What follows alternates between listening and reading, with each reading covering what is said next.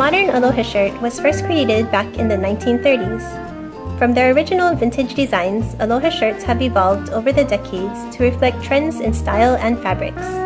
But one thing that hasn't changed that much is the actual manufacturing process of these Hawaii-made shirts.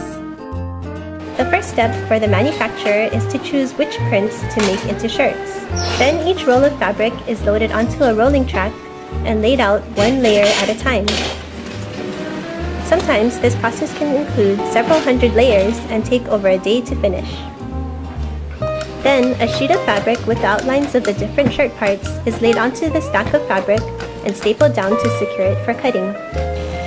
Next, a technician uses an electric blade to cut through the fabric, carefully following the outlines on the sheet. One mistake here would be very expensive since it would ruin the entire production run. Here the technician is cutting 340 layers of fabric, which in a few days will become 340 shirts.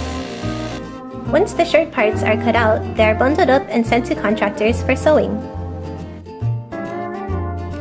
After the shirts are sewn together, the buttons are put on using a special button machine.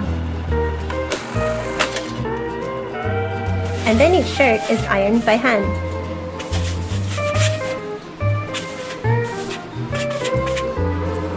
Finally, the finished shirts are stored in a warehouse according to size, print, and color, ready to be flown to stores and customers all over the world.